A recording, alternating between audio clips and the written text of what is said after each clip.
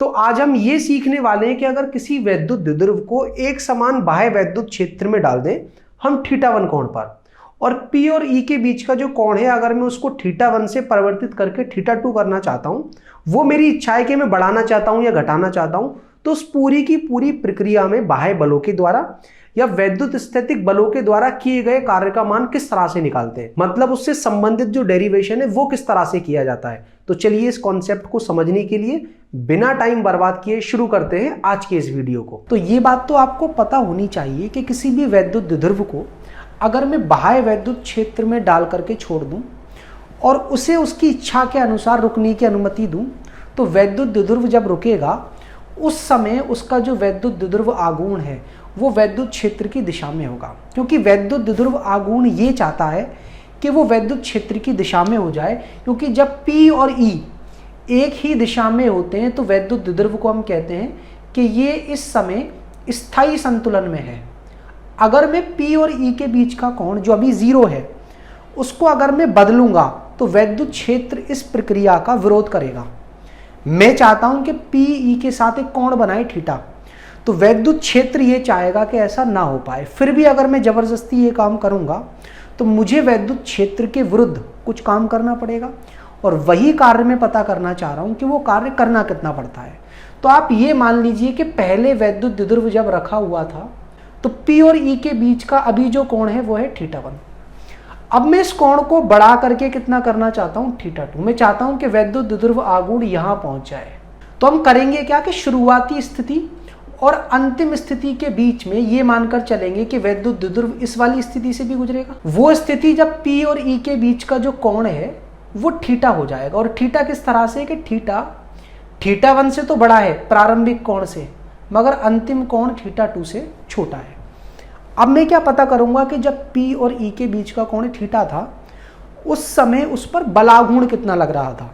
तो आपको पता होना चाहिए पहले चैप्टर से कि अगर किसी भी वैद्युत द्विध्रुव को हम क्या करें, वैद्युत क्षेत्र में डालें किस तरह से कि P और E के बीच का कोण θ है, तो वैद्युत क्षेत्र वैद्युत द्विध्रुव पर जो बलाघूर्ण लगाता है वो कितना होता है, PE sin θ। याद करो मैंने आपको बलाघूर्ण का सदिश रूप भी बताया था कि इसकी दिशा होती है P क्रॉस E, और जब आप P क्रॉस E की डायरेक्शन निकालोगे या दिशा निकालोगे तो आपको ये पता लगेगा कि द्विध्रुव आघूर्ण या वैद्युत द्विध्रुव किस तरह से घूमेगा।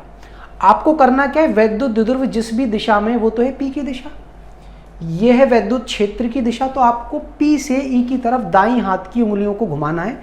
तो जो आपका दाएं हाथ का अंगूठा है वो आपको बताएगा कि बल आघूर्ण की दिशा क्या होगी, और उंगलियों के घूमने की दिशा ये बताएगी कि वैद्युत द्विध्रुव घूमेगा किस तरह से। तो P इधर है, E इधर है, तो जब आप घुमाओगे तो आप देख पा रहे हो कि कैसे घूमेगा वैद्युत द्विध्रुव। तो जैसे घड़ी की सुइयां घूमती हैं क्लॉकवाइज, वैसे ही आपका वैद्युत द्विध्रुव घूमेगा। अब ये जो वैद्युत क्षेत्र है उसकी वजह से ये जो बलाघूर्ण लग रहा है वो चाहता है कि P और E के बीच का कोण खत्म हो जाए, मतलब शून्य हो जाए। फिर भी मुझे तो कोण बढ़ाना है ना, तो फिर मैं क्या करूंगा कि वैद्युत क्षेत्र जो भी बलाघूर्ण लगा रहा है उसके विपरीत मुझे एक बाह्य बलाघूर्ण लगा देना है।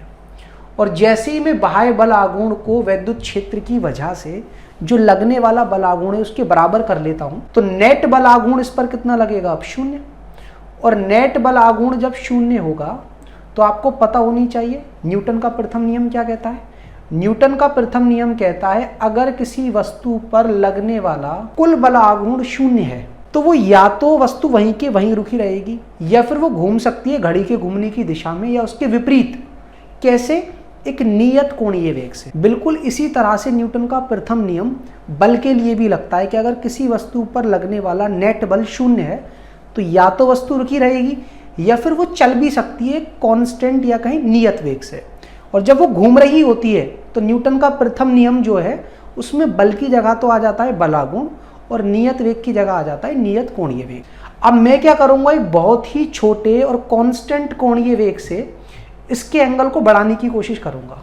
अब अभी एंगल θ है, अगर मैं इस एंगल को बहुत ही छोटा सा बढ़ाऊं मतलब dθ, तो इस प्रक्रिया में ये जो बलाघूर्ण है बाह्य बलाघूर्ण ये कुछ कार्य करेगा। ध्यान से देखना बाह्य बलाघूर्ण कैसा लग रहा है, घड़ी की घूमने की दिशा के विपरीत। ये छोटा सा जो कोण मैंने दिया है वो भी कैसा है, घड़ी के घूमने की दिशा के जस्ट विपरीत। तो अब जो छोटा सा कार्य बाह्य बलाघूर्ण करेगा वो क्या होगा, बाह्य बल आघूर्ण और छोटे से कोण का जो भी अदिश गुणनफल है वहां से आपको छोटा सा कार्य मिल जाएगा। यहां भी आप देख सकते हो कि कार्य का सूत्र क्या होता है, बल और विस्थापन का अदिश गुणनफल। जब वस्तु घूम रही होती है तो बल को कौन रिप्लेस करता है, बलाघूर्ण। विस्थापन को कौन रिप्लेस करता है, कोणीय विस्थापन। बलाघूर्ण कितना लगा है उसकी हमें मान पता है, कितना है, पीई साइन थीटा, और छोटा सा कोण जो हमने घुमाया है वो है डी थीटा, तो छोटा सा ही कार्य होगा डी डब्ल्यू। अब मुझे कार्य पता करना है कि जब P और E के बीच का कोण θ1 से बढ़कर कितना होता है, θ2। तो मैं क्या करूंगा, ये D वाले सिंबल्स हटाने के लिए दोनों तरफ का समाकलन कर दूंगा और जो लिमिट्स है वो मैं लगा ही दूंगा। तो दोनों तरफ का पहले मैं समाकलन कर देता हूं। यहां पर क्या है, दाईं तरफ P sin theta dot D theta. देख सकते हो यहां आपका समाकलन किसके सापेक्ष है, कोण के सापेक्ष, और यहां समाकलन है कार्य के सापेक्ष। तो जब P और E के बीच का कोण θ1 था उस समय मैंने कोई कार्य नहीं किया था, और मुझे P और E के बीच का जो कोण है वो बढ़ा करके करना कितना है, θ2। उस प्रक्रिया में जो भी कार्य हुआ है θ1 से θ2 तक वही मुझे पता करना है। तो dw का समाकलन क्या होता है, w, और लिमिट वही 0 से कहां तक, w तक। यहां पर जो जो कांस्टेंट है वो सब बाहर आ जाएगा। तो द्विध्रुव आघूर्ण और वैद्युत क्षेत्र दोनों ही कांस्टेंट है, क्योंकि वैद्युत द्विध्रुव आघूर्ण तो बदलता ही नहीं है, और वैद्युत क्षेत्र मैंने कैसा लिया है, एक समान। और साइन थीटा का थीटा के सापेक्ष जो समाकलन होता है वो है माइनस का कॉस थीटा। यहां पर लिमिट्स क्या है, θ1 से θ2 तक। लिमिट कैसे डाली जाती है, पहले अपर लिमिट डालते हैं, फिर माइनस का चिन्ह लगाकर लोअर लिमिट डाल देते हैं। यहां पर P इंटू ई तो एज इट इज, पहले जब मैं अपर लिमिट डालूंगा तो क्या आएगा, माइनस का कॉस θ2, और माइनस लगा करके जब मैं θ1 डालूंगा तो क्या आ जाएगा, माइनस का कॉस θ1। देख सकते हो माइनस माइनस प्लस हो जाएगा।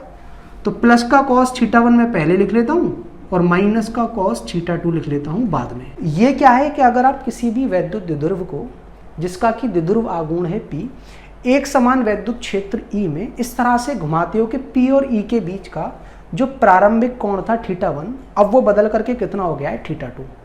तो बाह्य बलों के द्वारा जो किया गया कार्य होगा वो होगा PE ब्रैकेट में कितना, cos θ1 माइनस cos θ2।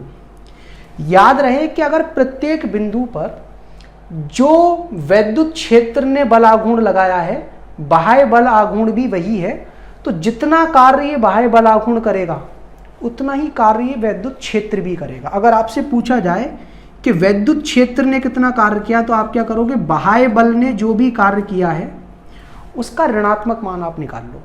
तो कितना आ जाएगा, माइनस का PE और ब्रैकेट में क्या, cos θ1 माइनस का cos θ2, या फिर आप ये भी कह सकते हो PE एज इट इज लिख लो, ब्रैकेट में लिख लो cos θ2 माइनस का cos θ1। तो ये है वैद्युत क्षेत्र के द्वारा किया गया कार्य जब आप वैद्युत द्विध्रुव को घुमा करके बीच के कोण को θ1 से कितना करोगे, θ2। स्टूडेंट्स, अब आपको ये तो समझ में आ गया होगा कि किसी भी वैद्युत द्विध्रुव को एक समान वैद्युत क्षेत्र में अगर हम θ1 कोण से θ2 कोण तक लेकर जाएं तो उस प्रक्रिया में बाह्य बलों के द्वारा या वैद्युत स्थैतिक बलों के द्वारा जो किए गए कार्य का मान है वो किस तरह से पता करते हैं। अब मैं आपको ये समझाता हूं कि जब हम किसी वैद्युत द्विध्रुव को बाह्य वैद्युत क्षेत्र में डालते हैं तो वैद्युत द्विध्रुव को एक स्थिति से दूसरी स्थिति पर जब हम लेकर जाते हैं तो उस प्रक्रिया में वैद्युत स्थितिज ऊर्जा अंतर जो है वैद्युत द्विध्रुव के लिए वो कैसे पता करते हैं, या एक विशेष स्थिति पर अगर आपको वैद्युत द्विध्रुव की वैद्युत स्थितिज ऊर्जा निकालनी है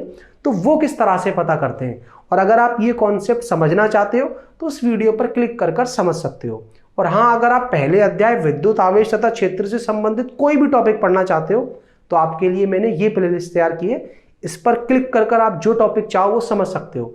और अगर टॉपिक प्लेलिस्ट में नहीं है तो कमेंट करके मुझे बताओ, जल्द से जल्द उस टॉपिक पर वीडियो बना करके मैं आपको प्रदान करूंगा।